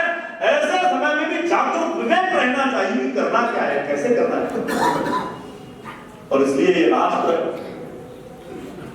अपने एक बहुत बड़े ऐसे कालखंड में पड़ा हुआ है जो संघर्षों का कालखंड रहा है। ये राष्ट्र उस आखिरी सीढ़ी पर खड़ा है जिस सीढ़ी के बाद भारत के वैभव का स्थान आने वाला है, जिस सीढ़ी के बाद भारत माता विश्व गुरु बन जाएगी, जिस सीढ़ी के बाद हम दुनिया का नेतृत्व करने वाले बन जाएंगे।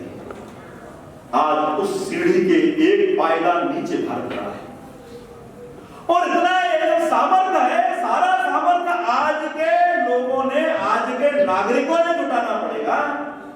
आज के नागरिकों ने 20-30 साल अपना जीवन जीते जीते राष्ट्र के बारे में भी सोचना पड़ेगा, सोचना चाहिए, क्योंकि राष्ट्र अपने वैभव के शिखर पर खड़े होने वाला है और अगर नहीं किया तो आने वाली पीढ़ियां धिक्कारेंगी।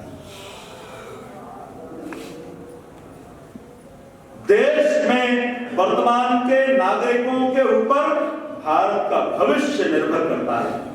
भारत का भविष्य ये वर्तमान के नागरिक तय करेंगे कि भारत का भविष्य कैसे होगा। इसलिए हमारा क्या काम है? इसलिए हमारा काम है अपने बच्चों को राष्ट्रभक्त अनुशासित नागरिक बनाना, उनके अंदर भी देशात्मबोध का जागरण हो। तो अपने आप पर कहते हैं मानव शक्ति के संस्कारों से पोषित है ये पुण्यता। भारत के अंदर माओ का एक बड़ा रोल रहा है महापुरुषों को खड़ा करने में। माताओं ने ऐसे ऐसे महापुरुषों को जन्म दिया जिनका एक ध्येय, एक जीवन बन गया, वन लाइफ वन मिशन, ऐसा उनका केवल जीवन हो गया। ऐसे अनेक महापुरुष,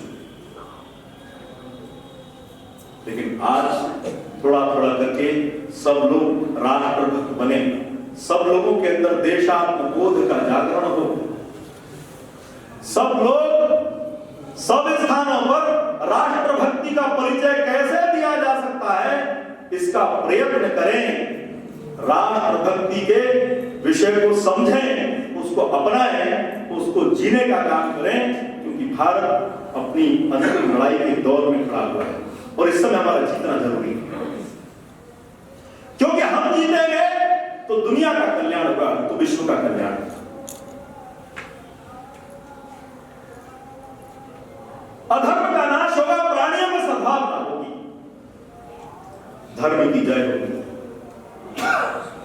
और अगर हम हार गए, हमारा विचार हार गया, तो दुनिया के अंदर जो बांग्लादेश में चल रहा है, यूनाइटेड किंगडम के अंदर चल रहा है, जो श्रीलंका के अंदर हो गया, जो अफगानिस्तान के अंदर हो गया, और इस देश के 200 से अधिक जिलों में जिस प्रकार एक जनसंख्या असंतुलन बिगड़ता दिखाई दे रहा है, हमारे ही अपने शक्ति के उत्सवों में, त्योहारों में, पर्वों में पथराव हो जाया करता है। अगर हम नहीं जागे, हमारा विचार हार गया, हम हार गए, तो दुनिया का अस्तित्व ये संकट में है, दुनिया का अस्तित्व ये खतरे में है। दुनिया के अस्तित्व को बचाना है तो स्वयं को सशक्त बनाना होगा, अपने घर में राष्ट्रभक्ति का, हिंदुत्व का वातावरण, अपने राष्ट्र को सशक्त करना होगा। और इसलिए आज हम लोग एक ऐसे पायदान पर खड़े।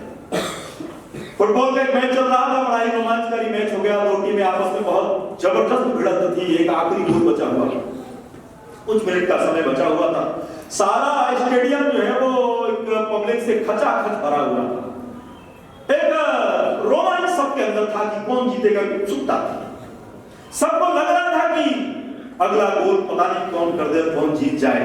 अपनी अपनी टीम के समर्थक अपनी अपनी टीम को पुकार रहे थे, उनका उत्साह वर्धन कर रहे थे। इतने में एक टीम के खिलाड़ी ने ऐसा फुटबॉल से गोल कर दिया और वो जीत गए।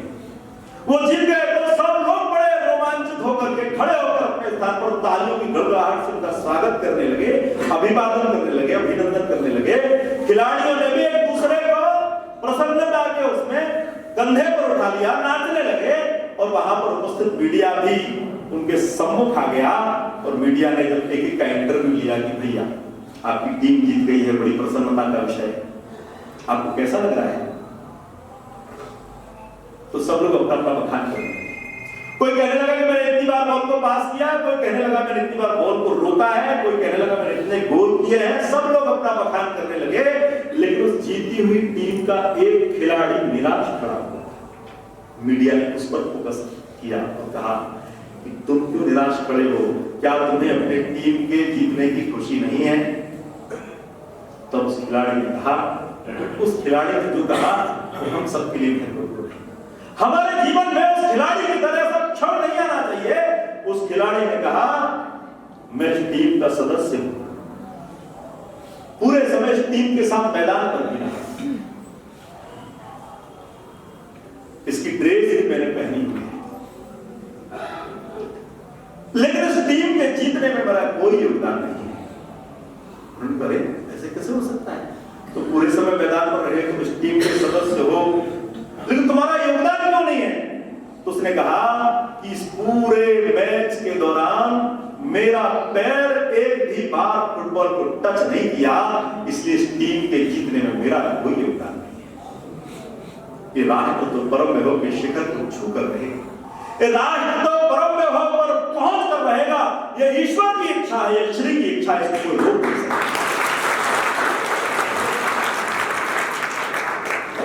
दुनिया में किसी भी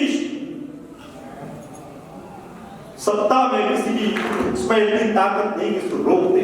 आने वाली सदी हिंदुत्व की सदी है।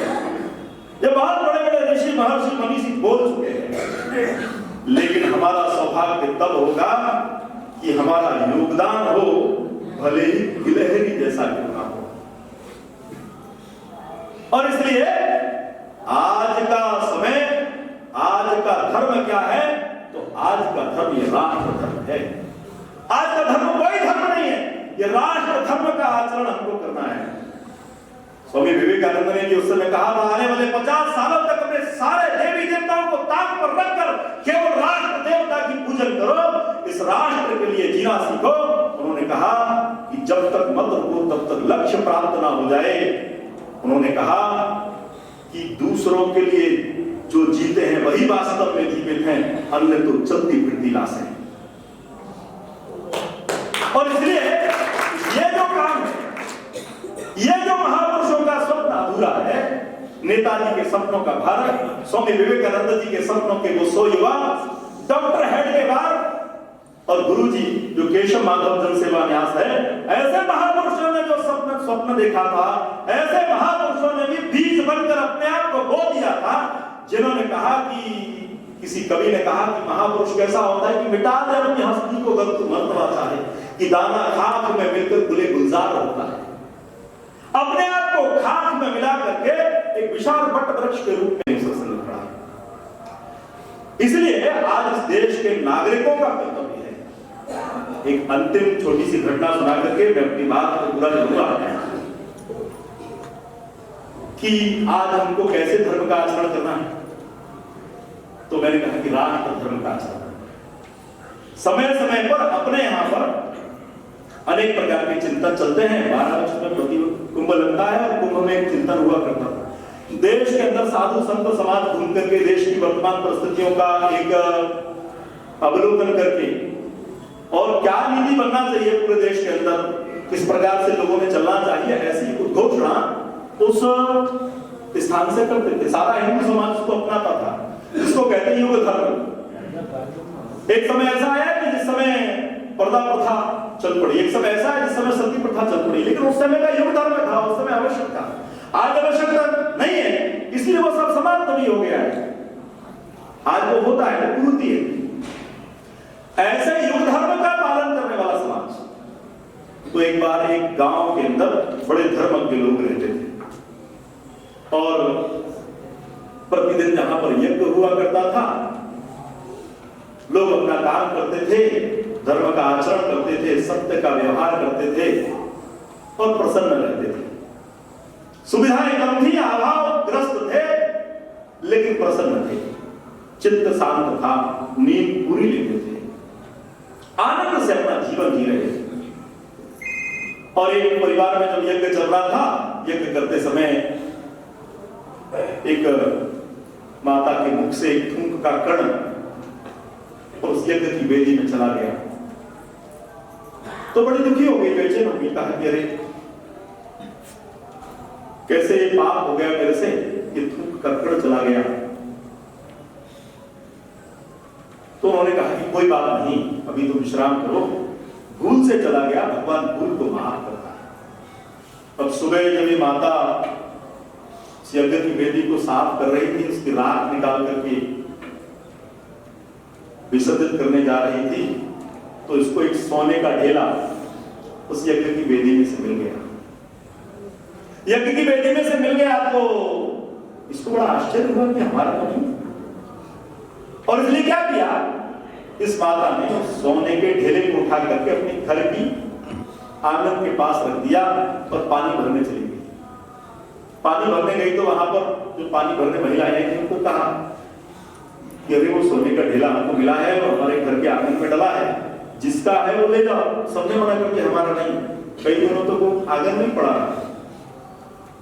ऐसा भारत जिसको हम कहते हैं कि मात्रवत् परदारेषु परद्रव्येषु लोष्टवत् आत्मवत् सर्वभूतेषु या पश्यति सपरिता।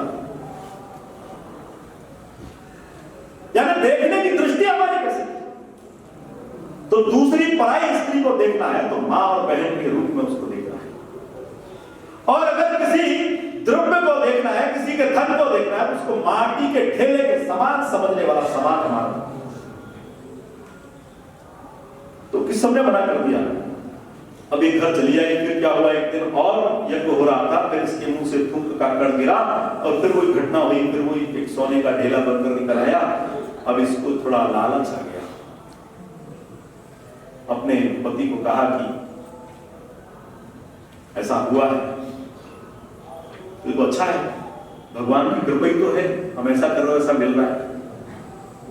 समझाने का प्रयत्न किया, दोनों में विचार विमर्श हुआ और लोभ के कारण से ऐसा करने लगे, अधर्म का काम करने लगे। अधर्म का काम करते करते वो परिवार पूरे गांव में एक अलग से दिखाई देने वाला बड़ा सा घर बन गया।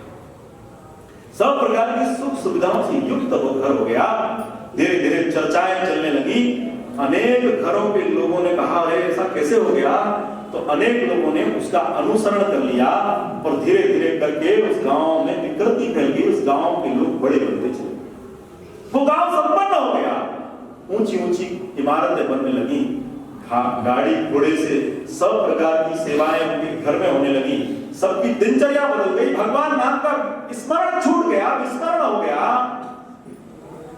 लेकिन उस पूरे गांव के अंदर एक घर आज भी ऐसा था जहां पर धर्म का आचरण होता था, जहां पर जो मंदिरों में लिखा रहता सत्यम वद धर्मम च, ऐसा वो आचरण में था। सत्य बोलते थे और धर्म का आचरण करते थे। तो बड़ा ताना देते थे उनको, अरे तुम बड़े महाराजा हरिश्चंद्र की औलाद हैं, ये कर्महीन लोग हो, इसलिए ऐसा पड़े हो, इसलिए इतनी गरीबी से जूझ रहे हो। बताओ इतने तुम्हारे पड़ोसी अड़ोसी सब बड़े हो गए, तुम्हारी झोपड़ी बची है। लेकिन कहा कि नहीं, हम धर्म का आचरण छोड़ेंगे नहीं। और एक दिन जब वो माता पानी भरने के लिए गई तो गांव की अन्य और भी लोगों ने उसको बड़ा चिढ़ाया और बहुत कुछ कहा सुनी हो गई। उसने घर आकर कहा कि देखो जी ऐसा है कि अब अगर गांव छोड़कर जाने की स्थिति में है, या तो गांव छोड़कर चलो या बाकी लोगों ने किया वैसा आचरण। तुरंत नहीं भाग्यवान, वैसा आचरण तो हम नहीं कर सकते। हम गांव छोड़कर जरूर चलेंगे, लेकिन गांव छोड़कर चले जाएंगे तो अनर्थ हो जाएगा। अरे कैसा अनर्थ हो जाएगा? खूब समझाया, लेकिन कहा कि नहीं, अब पानी सर से ऊपर हो गया है। अब या गांव छोड़कर चलो वैसा आचरण। गांव छोड़कर जाने के लिए तैयार हो गए। रात्रि के समय अपने बच्चों को बैलगाड़ी में सवार किया, छोटा मोटा जितना सामान था बैलगाड़ी में लाद दिया और चलने लगे। चलते चलते गांव के मेढ़े के पास पहुंचे। उन्होंने कहा देखो भगवान, पीछे मुड़कर मत देखना, अनर्थ होने वाला है। गांव के मेढ़े को धर्म के लोगों के परिवार ने जैसे ही पार किया, पूरा गांव धू धू कर जलने लगा। आग की बड़ी बड़ी लपटों में सब लोग समा गए। बड़ी ऐसी चीख पुकार का क्रंदन सुनाई देने लगा। देखते ही देखते वो बड़ी बड़ी इमारतें ये धूल के कण में बदल गई, वो धुएं के गुबार में समा गई। इसका मतलब है कि दुनिया के अंदर दुनिया के जितने भी राष्ट्र हैं, दुनिया के जितने भी देश हैं, वो अत्याचारी, अनाचारी, पापी लोग हैं, पापी देश हैं। वहां पर धर्म का आचरण नहीं हो सकता, वहां पर धर्म की जय नहीं हो सकती, वहां पर अधर्म का नाश नहीं हो सकता। और दुनिया में दुनिया का अस्तित्व तब तक है, जैसे इस गांव में उस परिवार का अस्तित्व था, दुनिया का अस्तित्व तब तक है जब तक भारत का अस्तित्व रहेगा।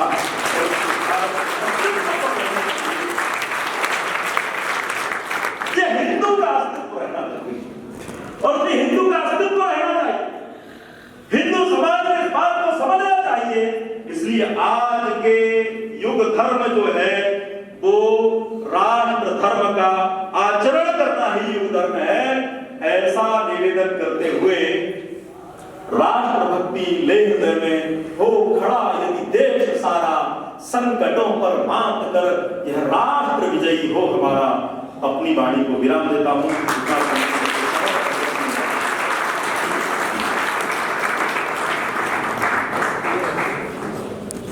अत्यंत उत्साहवर्धक और ऊर्जा से भर देने वाले वक्तव्य के बाद मैं श्री शिवराज जी शर्मा न्यास के सदस्य हैं, उनका आग्रह करता हूं कि आभार प्रदर्शन के लिए और उपस्थित।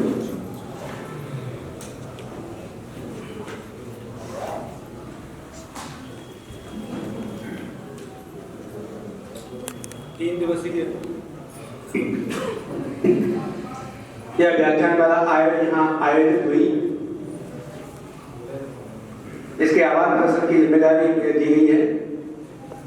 हम आभारी हैं इस सभागार के, सरस्वती शिशु मंदिर के परिवार के, जिन्होंने हमें इतना भव्य सभागार उपलब्ध कराया।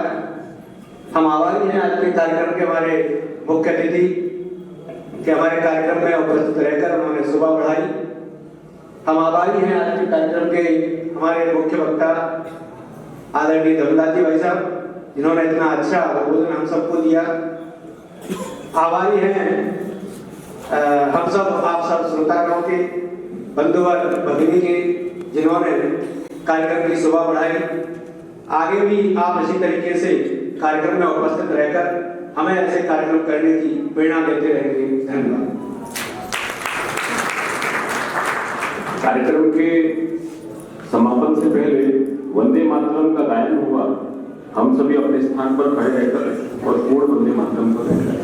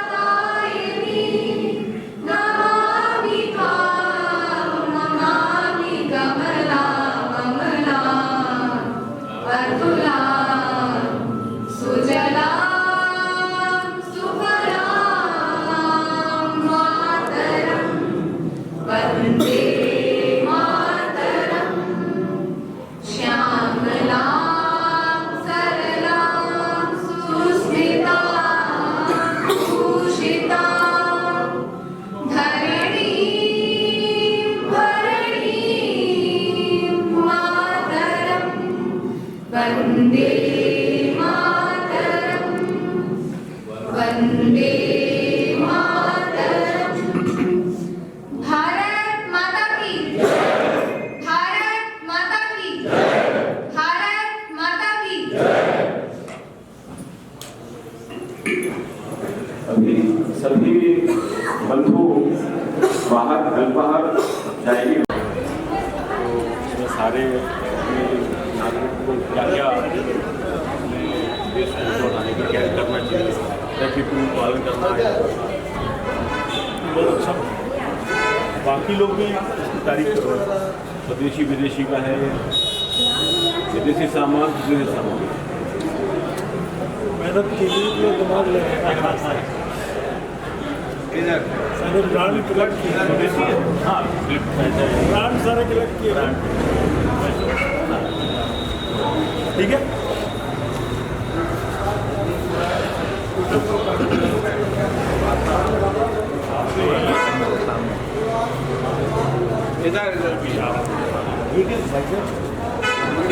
जी नमस्कार। इसमें क्या एलेवे होकर शताब्दी उत्सव 300 नहीं भी एलेवे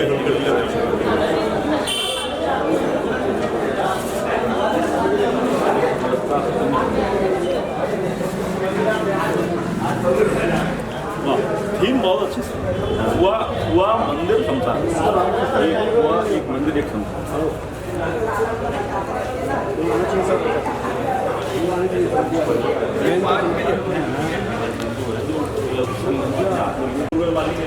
जी आज तो सेवा भारती के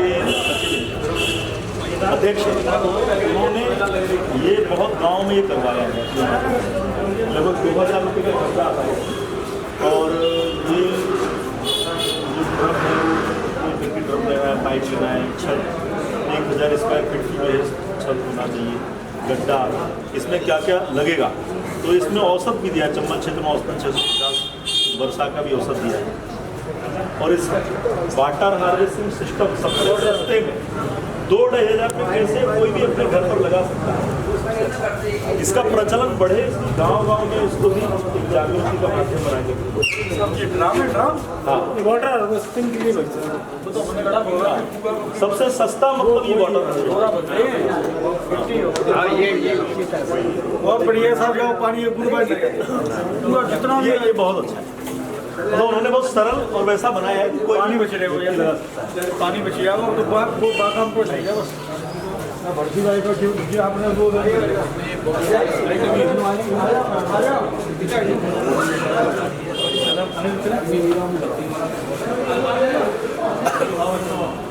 और ये ऐसा ये इसका सैंपल दिया हुआ है। इसमें पॉलीथीन को काट के, हाँ काट के भी मतलब बिल्कुल बारीक थोड़ा सा बारीक काट के होता है, ठूस के इसमें मतलब बिल्कुल टाइट। ये इकोब्रिक्स का काम करेगा। इसमें जैसे क्यारियाँ बना सकते हैं पर लंबे समय हो गई, मतलब एक बोतल में कम से कम 250 ग्राम। तो ऐसा अपन ने अभियान भी लिया इस वर्ष मुरैना जिले में, 1 लाख इकोब्रिक्स बनाएंगे, ऐसा एक अभियान लिया। उसको यूज़ करेंगे, फिर इसको लगाओ, वेल लगाओ,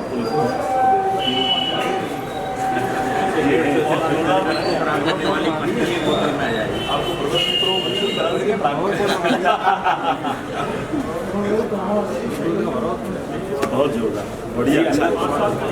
हाँ कार्यक्रम में वैसा हो। अरे वाह यार, तो उसमें जो है